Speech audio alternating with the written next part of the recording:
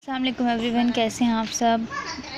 उम्मीद है कि आप सब खैरियत से होंगे। लास्ट लेक्चर में हमने पढ़ा था कि जो पूरा सांस लेने का प्रोसेस होता है, किस तरह से हमारी ऑक्सीजन जो है वो या कार्बन डाइऑक्साइड से एक्सचेंज की जाती है, किस तरह से ऑक्सीजन और कार्बन डाइऑक्साइड को एक्सचेंज किया जाता है। और हमने ये पढ़ा था कि हम जब कोई भी एक्सरसाइज करते हैं तो हमारी सांस की रफ़्तार तेज़ की हो जाती है। तो अगर किसी ने पिछले लेक्चर्स नहीं देखे हैं तो वो आप मेरे यूट्यूब चैनल पर चेक कर सकते हैं जाकर।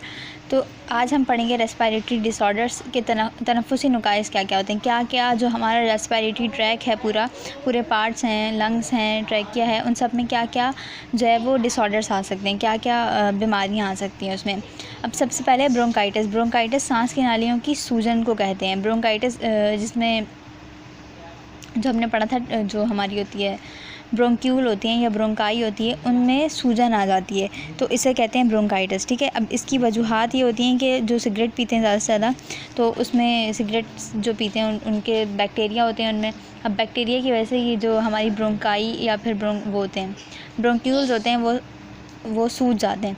ठीक है, और इसकी वजह है कि सिगरेट नोशी। और इसकी जो अलामात हैं, मतलब कि क्या क्या ये अगर बीमारी हो जाए तो हमें क्या क्या अलामात ज़ाहिर हो रही होती हैं, उस पेशेंट में क्या क्या चीज़ें नज़र आ रही होती हैं। तो वो है खांसी होती है उससे बहुत ज़्यादा, और बलगम बहुत ज़्यादा हो रही होती है, और सांस लेने में दिक्कत होती है, सांस लेने में दुश्वारी होती है, सांस मुश्किल से आता है, और हल्का सा बुखार हो जाता है। ठीक है, नेक्स्ट है एफिसीमा। इसका जो है वो अलवलाई की ख़राबी के साथ है इसका ताल्लुक। अलवलाई जो हमारी रेस्पिरेटरी सरफेस है उसमें ख़राबी आ जाती है। ठीक है, अब ये ख़राबी जो है वो ज़्यादातर आलूदगी की वजह से होती है, जो कि आलूदा माहौल में, पॉल्यूशन वाले माहौल में रह रहे होते हैं, तो उनमें ये एफिसीमा की बीमारी ज़्यादा होती है। ठीक है, अब इसमें मरीज़ को जो है वो सांस लेने में, इसमें भी यही होता है कि सांस लेने में ज़्यादा मेहनत करनी पड़ती है, यानी कि दिक्कत होती है, आसानी से सांस नहीं आता, और खांसी और बलगम वगैरह हो जाती हैं। ठीक है, नेक्स्ट है नमूनिया। ये हमारी वायरस, बैक्टीरिया, फंगस की वजह से होती है।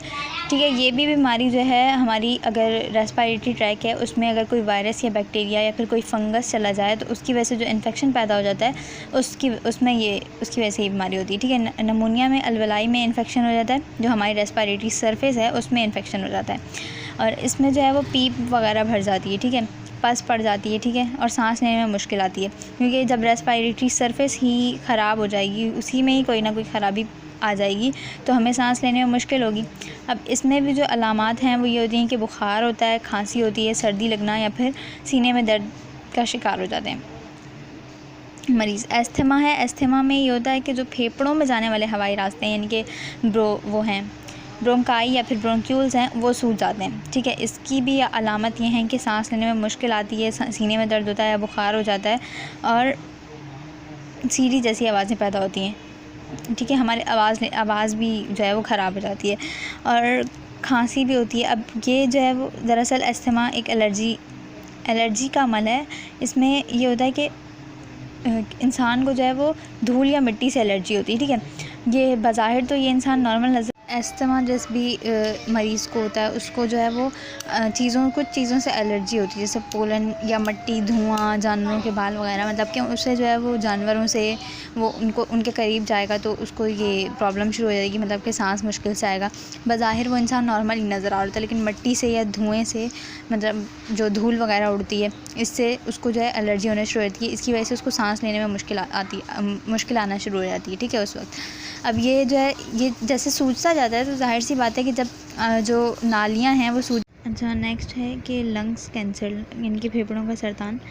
जिस तरह से बॉडी के दूसरे पार्ट्स में कैंसर हो सकता है, इस तरह जैसे ब्लड कैंसर हो जाता है, इसी तरह से लंग्स कैंसर भी हो सकता है। अब ये जो है वो ज़्यादातर सिगरेट पीने की वजह से होता है। जो सिगरेट ज़्यादा पीते हैं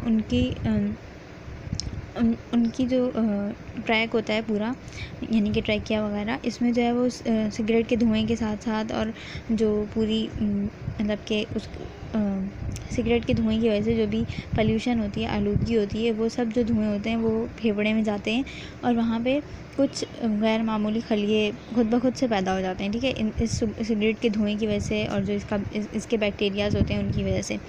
अब वो आहिस्ता आहिस्ता से खलिए पैदा होते जाते हैं, और वो दूसरे खलियों पर भी फैलते जाते हैं, यानी उनको भी अपने साथ साथ इन्फेक्टेड करते जाते हैं। और इस वजह से जो है वो मतलब ज़्यादा से ज़्यादा जैसे जैसे खली जितनी ज़्यादा सिगरेट पिएंगे उतनी ज़्यादा जो है वो खलिए ख़राब होते जाएंगे और वो अपने साथ साथ दूसरे खलियों को भी इन्फेक्टेड करते जाएंगे और इसे कहते हैं लंग्स का कैंसर। अब इसकी जो अलामात हैं वो ये हैं कि खांसी के साथ जो है वो खून आता है और सांस लेने में मुश्किल होती है, बार बार जो है फेफड़ों में इन्फेक्शन हो जाता है, यानी कि फेफड़ों में ज़ख़म हो जाते हैं खुद ब खुद, वज़न कम हो जाता है, हड्डियों में दर्द होना महसूस होता है मतलब कि, और खोखलापन हो जाता है, यानी कि हड्डियों में दर्द होता है और हड्डियाँ खोखली हो जाती हैं, और साथ साथ कमज़ोरी और फिर थोड़ा सा काम करने से ही बहुत ज़्यादा थकन महसूस होनी शुरू हो जाती है। उम्मीद है कि यहाँ तक समझ आ गया होगा आप लोगों को। ये चैप्टर हमारा यहाँ पर कंप्लीट हो चुका है और नेक्स्ट वीडियो में हम जो है वो नेक्स्ट चैप्टर स्टार्ट करेंगे अपना। ठीक है, यहाँ तक आप लोगों को कोई भी कन्फ्यूज़न हो तो आप लोग मुझसे कमेंट्स में पूछ सकते हैं। अल्लाह हाफ़िज़।